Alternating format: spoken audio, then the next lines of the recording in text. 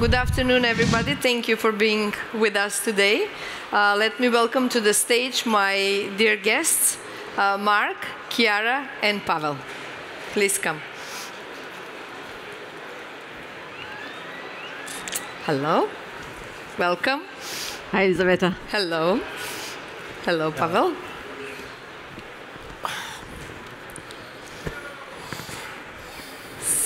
So once again, thank you for everyone being here today. We have the pleasure of speaking with our partners and also dear companies who we are collaborating together for a long time to talk about their role and their journeys in their companies and portfolios in terms of network automation and the role of automation in terms of network engineering and management.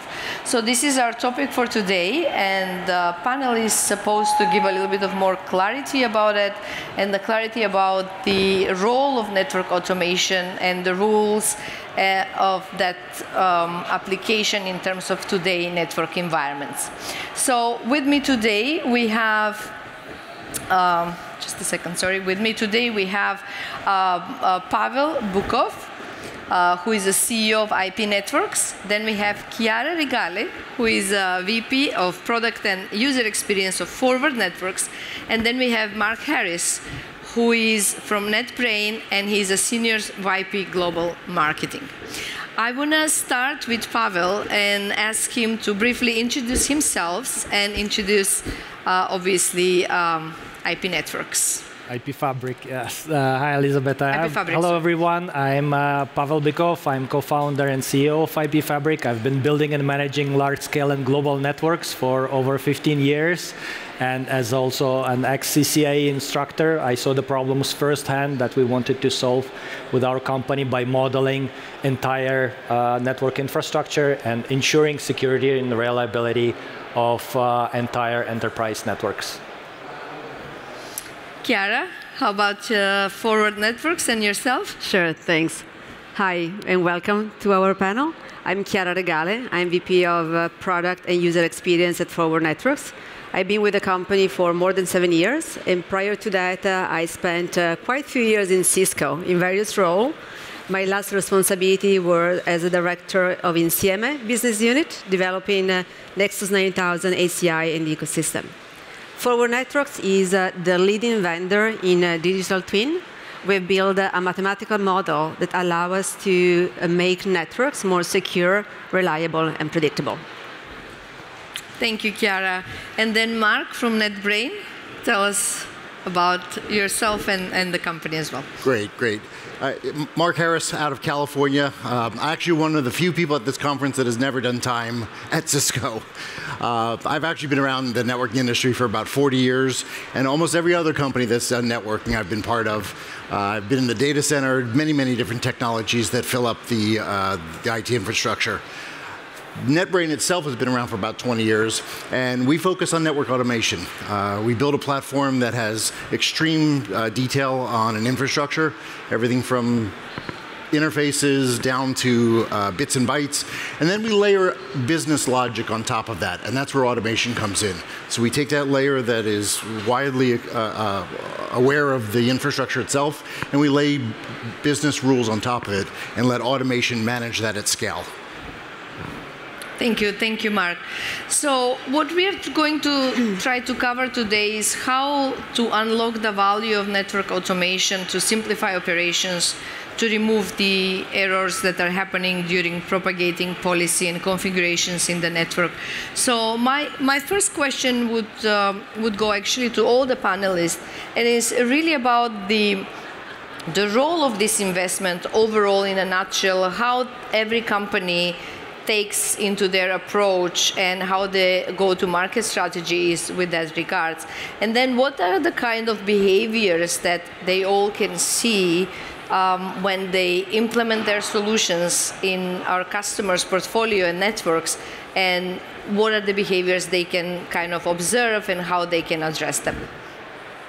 we can start with Pavel. Yeah, so thanks. I mean, just to address the elephant in the room, so we are competitors between ourselves. So I think a lot of what we are doing is around overall observability and specific goals of every company. So we have developed a system of baselining then to enable companies to operate and innovate based on their needs. And some of the interesting behaviors from technical operational intent that are worth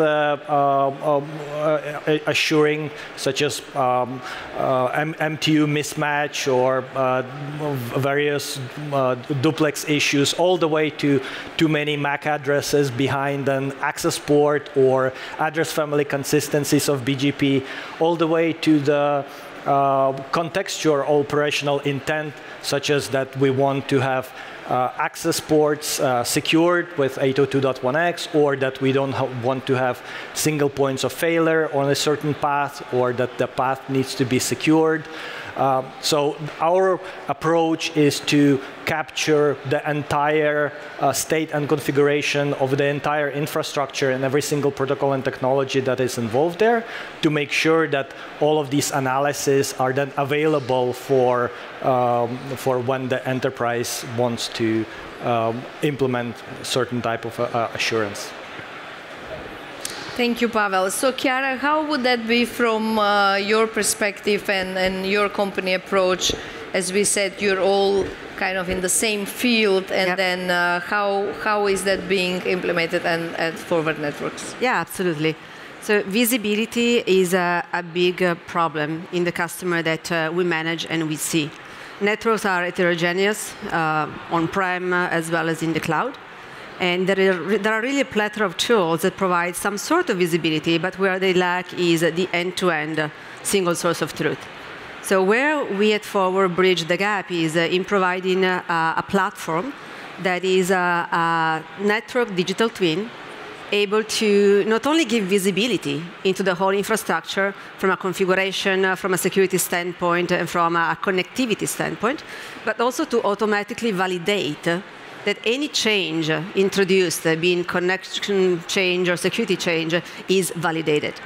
This could be in conjunction to network automation that is paramount for business agility, but also if you have a change management and you don't want to introduce any error.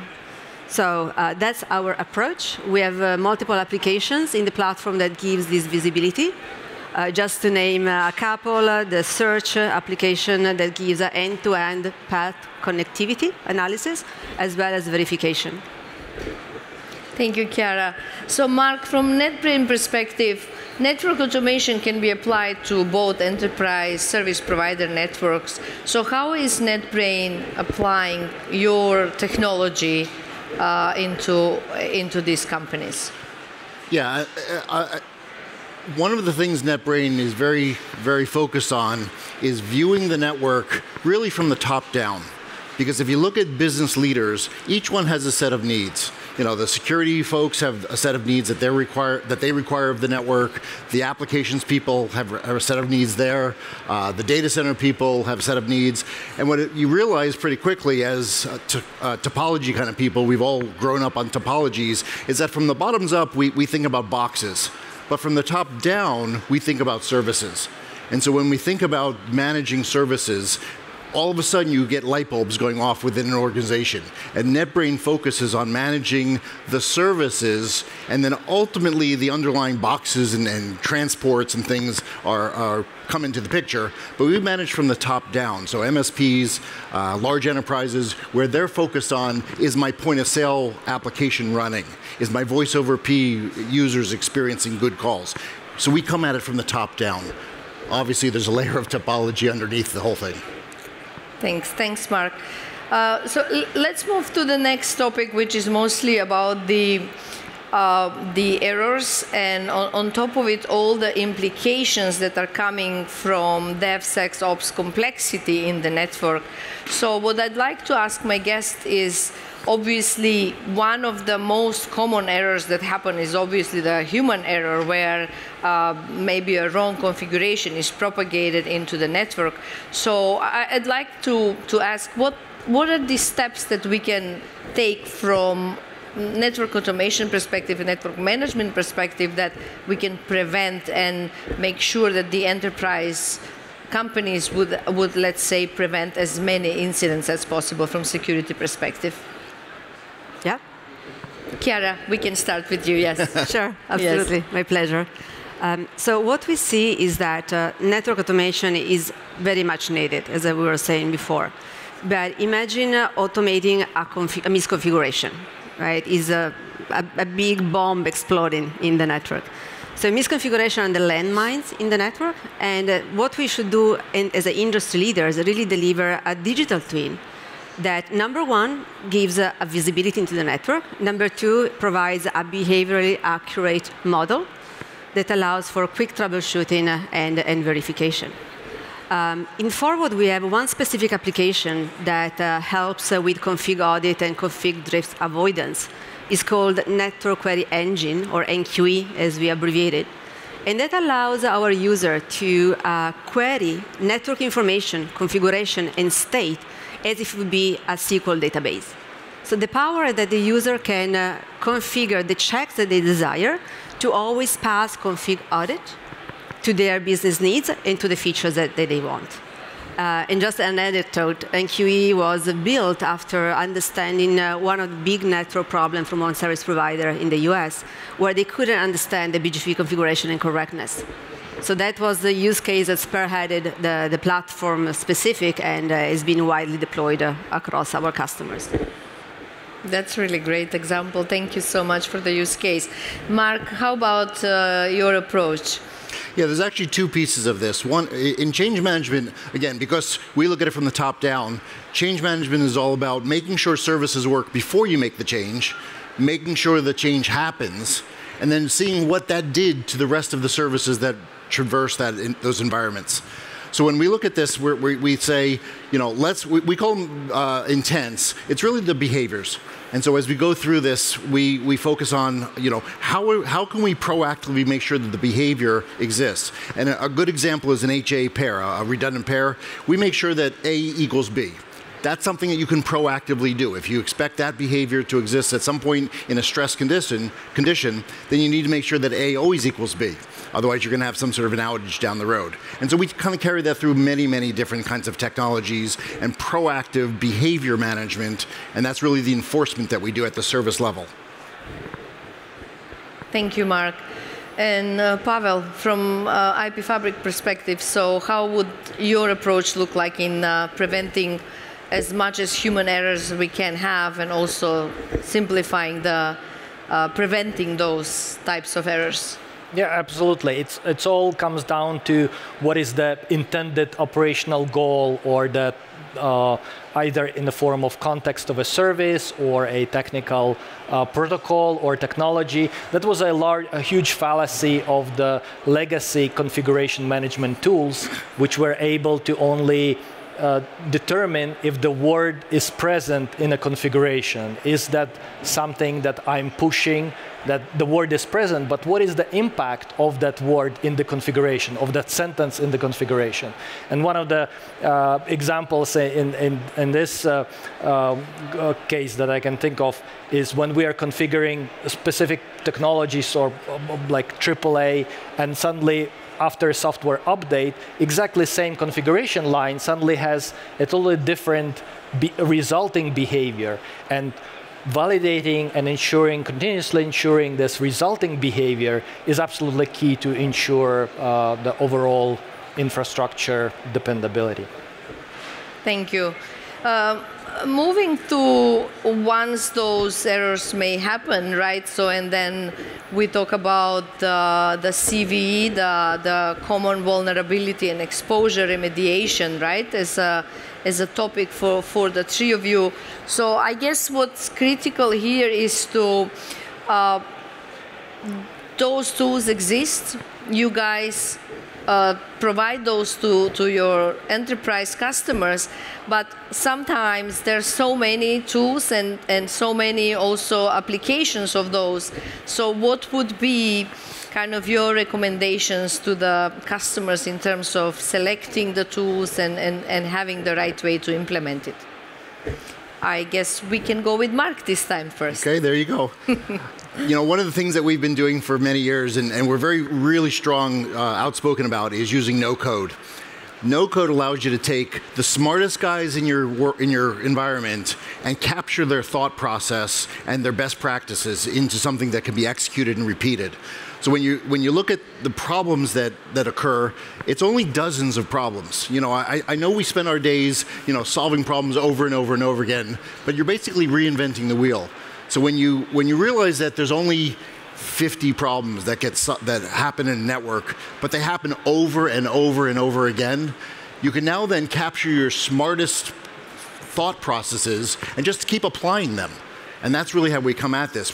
Automation allows you to apply these at scale, right? The same set of processes that are captured and now can be executed in an automatic fashion. Thank you, Mark. Chiara, maybe we can cover, so what is really the benefit of automizing the CV remediation, and also overall your approach to CV? Sure. Be interesting. Yeah, absolutely. So security is a center technology in the Forward platform. And by talking to our customer, what we learn is that vulnerability analysis is a very daunting process. Because many platforms give a list of CVEs, but this list is not actionable. When you have a large environment with many vendors, many platforms, how do you know which CVEs to first focus on? How do you know how to remediate first? So we are collecting from the NIST database all the CVEs affecting the network that we model. But we went one step further. We can give contextual information on the configuration. CVE is tied to a vendor, to a platform, but also to features that are enabled on a given platform. So we can get that insight and surface to the end user just those CVEs that require immediate attention and they're relevant to the network. One problem that we see is the noise around vulnerabilities. Often SecOps are overwhelmed by the tasks they need to perform. They don't have time. It's something new that they need to absorb, and there is no time. When our customer was telling us, when I need to provide an audit and I've been asked if we're vulnerable, I don't know. I say that we're not, because I don't have the time and the tool to do that. So Forward aims to accelerate this analysis, and again, to reduce the noise and focus the attention on just what's relevant and requires immediate remediation. Thank you, Chiara. Pavel, how about your approach? Yeah, so absolutely the context matters. That if we would take on the overall approach that whenever CV is published, just upgrade to the latest version, and there would be no discussion about that.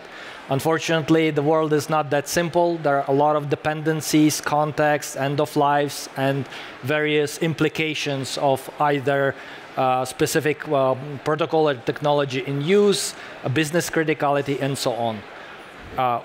Capturing every single protocol and technology that exists in the infrastructure, structuring that information, and being able to correlate the actual CVE contents, not only from the impact on the specific version of our platform, but also on those individual feature set being used, then gives the customer the clear guidance of what to focus on first and what to address immediately and what can wait. Yeah. So if we are to summarize on the risk assessment overall, what would be your 3 points maybe to kind of summarize on de-risking from IT operations perspective that you would like to highlight once again from what we have spoken so far before we move to maybe kind of other aspects of the organizations? We go with Mark again. Yeah, de-risk, actually everything we do in IT is about reducing risk, right? It's either reducing risk or reducing costs. And so when we look at a network, everything you do potentially has an unintended consequence if you're not careful. There's many situations where you have applications today stepping on an application from before. So if I think about the 3 kind of bullets, it's making sure that you're constantly thinking at the service level. That's the first bullet. Making sure that you're constantly aware and have the ability to scale your solution, whatever it is, so that you're testing all of those across the entire enterprise. You've got many, like I said, we've got some customers with 25, 30, 40,000 intents, behaviors.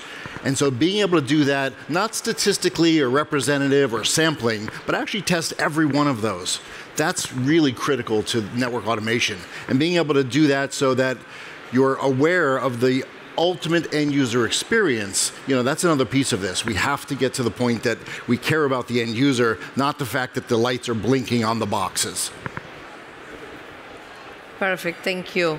Pavel, how about from your perspective, just to kind of put it in a summary especially on the de-risk process? So de-risking is definitely that is we are as engineering community averse to change because we know that it introduces risk. But I also believe that not changing also then risks our job. Is that to lost revenue in the future? We have to stay competitive. So our view is that the main thing to consider is eliminating silos that exist between the individual products and technologies and approaches. There are multitudes of various products that are being used today, and everyone has their own worldview, point of view. So normalizing the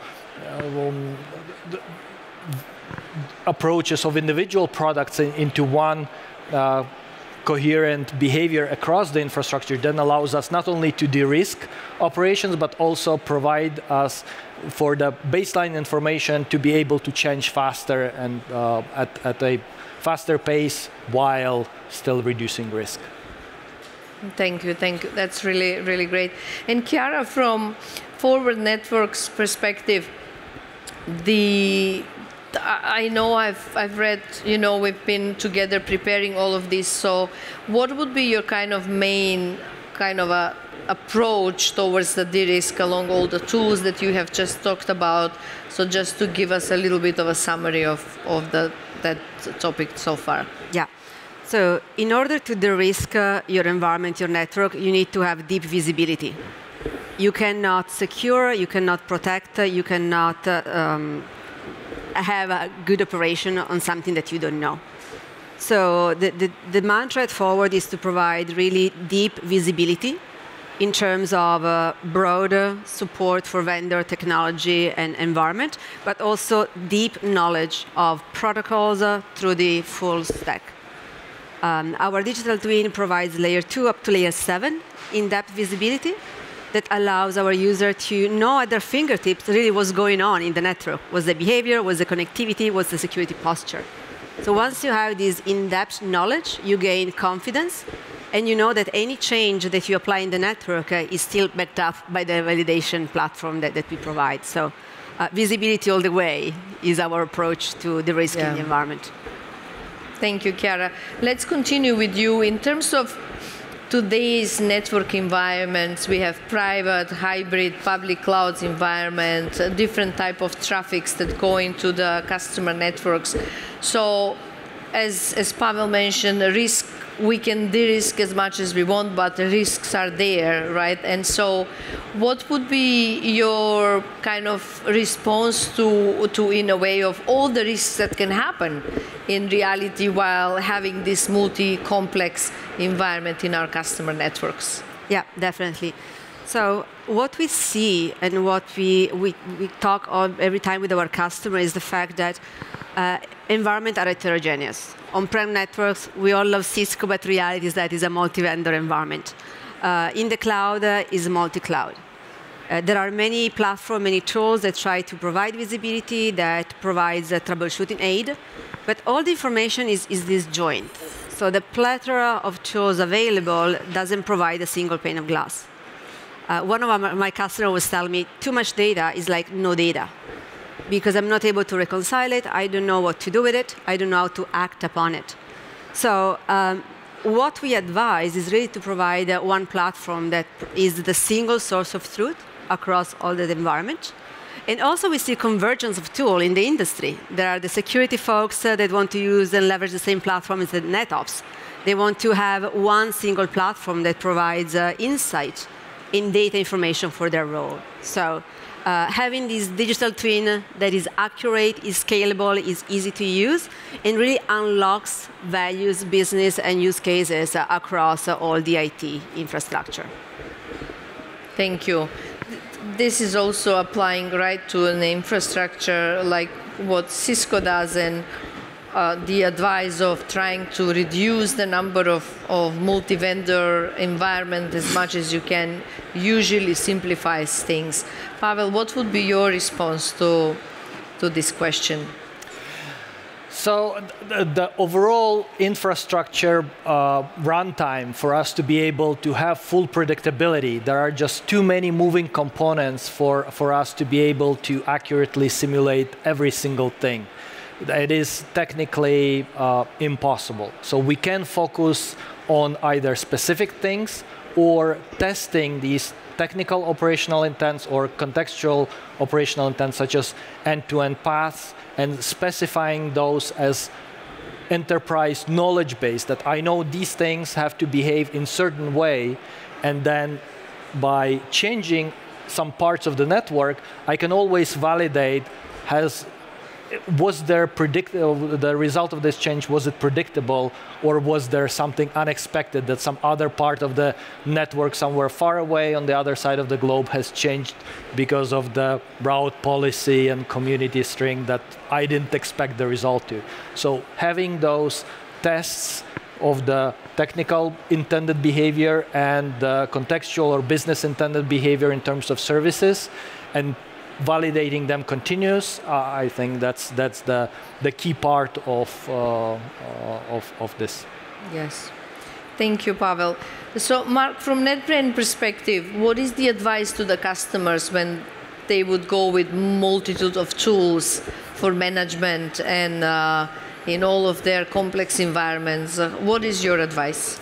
Yeah, one of the things that I think everybody at this conference is dealing with is the fact that for many, many years, for decades, frankly, there's not been a lot of documentation. There's not been a lot of best practices. We haven't really written down how our infrastructures are built, right? So now we're kind of playing catch up. We're trying to use visibility tools, observability tools. We're also kind of being pounded from the top with what the business line owners need. You know, the service level kind of people, the applications, the security operations. So we've got this infrastructure that's fairly delicate that we're trying to catch up and build and document. Then we've got this set of needs that just keeps growing from the business down, and we're trying to figure out how do we squeeze in the tools to make those successful going forward. You know, so change management is a really good example. When we look at change management, you can make a lot of mistakes just by doing what you think is right. And so by constantly evaluating, did this change meet the goals? And then check with everybody around you, whether it's through Netbrain or whether it's, you know, some other mechanism. You know, that's really what this is all about, is de-risking through this change management and understanding that the absolute end game here is to deliver services the way the business line managers need it. Thanks, Mark.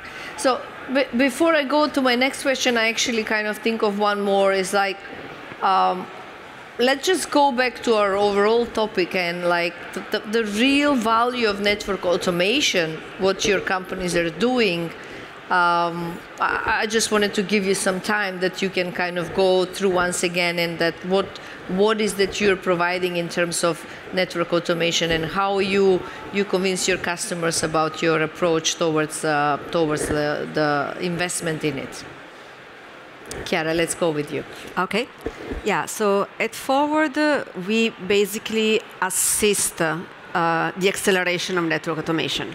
What I mean by that is often customers are reluctant in embracing automation, because again, if you automate a misconfiguration, that has a huge effect on the entire network. The way we can de-risk that is by providing a platform that provides pre- and post-change verification, such that our users are confident about the network behavior and correctness before the change, and after the automation, they can invoke us either via UI or via REST API, and make sure that the automation engine didn't break connectivity, didn't break security policy, didn't open any security breach. Right? So that's our value in the market. in order to accelerate automation that, again, is very much needed for business agility. But at least we can assure that automation is done with reliability and with safety. Thank you. Mark, what about Netbrain and the overall kind of approach in network automation? And in today's environment, it's really simply impossible without it, right? So it's I think, your value proposition. Like yeah, it's really all about scale.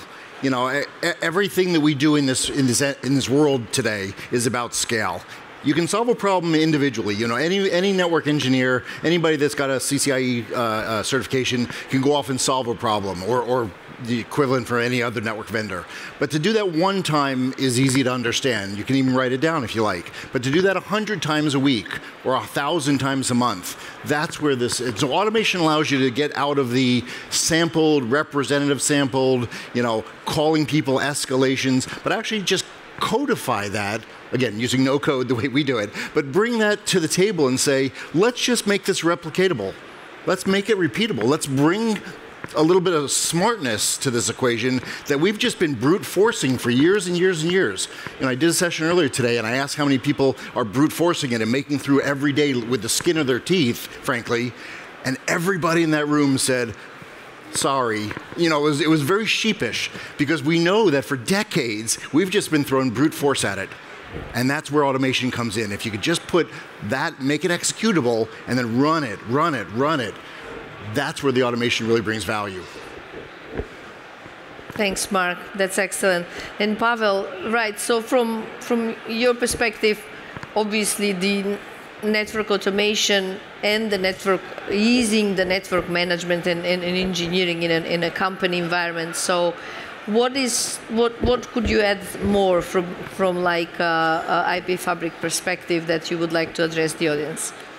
And especially from experience, I feel like network automation has always been part of our trade.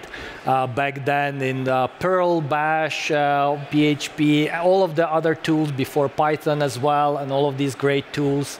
But there is this either impact of misconfiguration propagation or just generally breaking things faster, is that the key part that was missing from our point of view was presenting this entire network source of truth, where we can, if the decision for the customer is either build or buy, and build is very exciting, but in 2 weeks' time they will realize that there is another software version, there is another change, they need to update it, and suddenly it's no longer fun, it's just another job.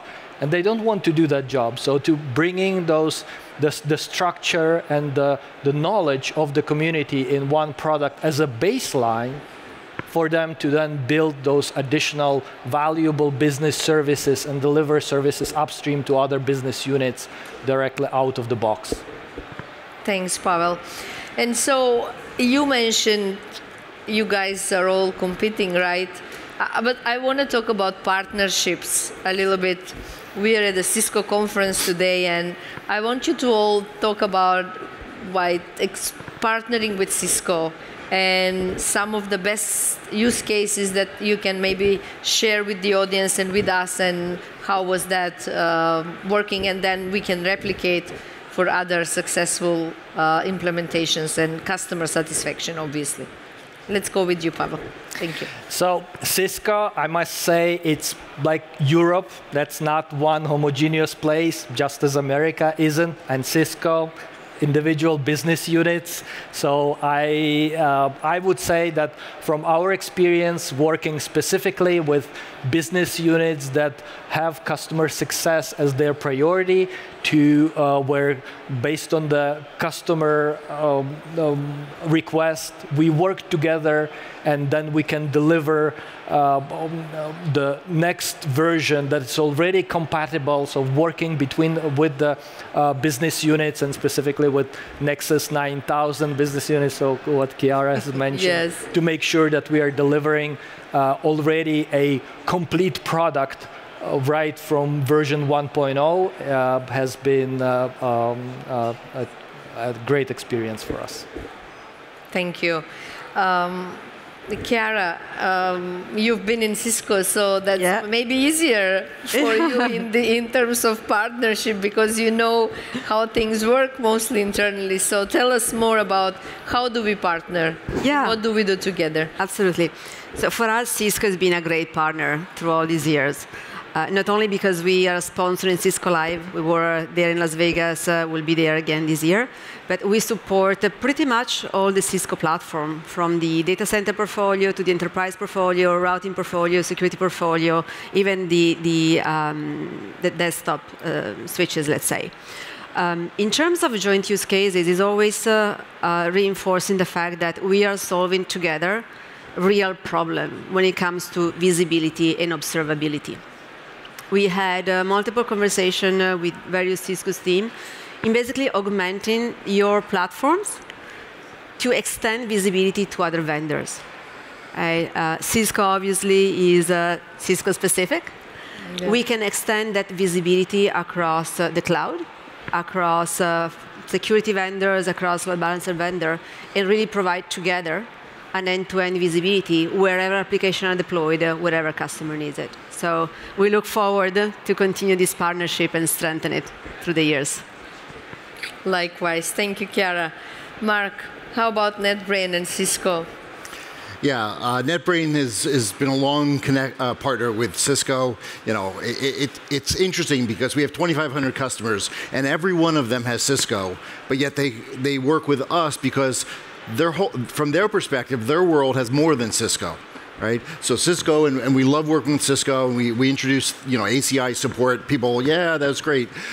Every device goes into an environment that has other devices, and I think that's the important part from our customers. So when we partner with Cisco, matter of fact, today here at the show, we had 5 or 6 hosts from Cisco bringing their best customers to Netbrain because they know that in that multi-vendor world, you know, it's really important to have visibility end-to-end and orchestration end-to-end and automation end-to-end. You know, we've got 300-400 vendors that we support with thousands of devices, but Cisco is a predominant player there. And so clearly you have to support Cisco in a full full end stop there mode. Every device from Cisco that, you know, is in a modern environment is supported by Netbrain, and, you know, Cisco makes it so easy to work with. You know, we've got lots of different paperwork and things with different organizations, and, you know, different groups doing trade shows and other things. But yeah, working with Cisco is tremendous, and, you know, we're very proud of the fact that we've been a long-standing provider, a partner with Cisco. Thank you. I think we have a couple of more minutes if there is any question from the audience. I think this was very amazing and insightful conversation, guys. Thank you so much. Let me just see if there is anybody interested in some questions. And if not, I want to thank you once again. And thank you, Elizabeta. See you next time. Thank you very much.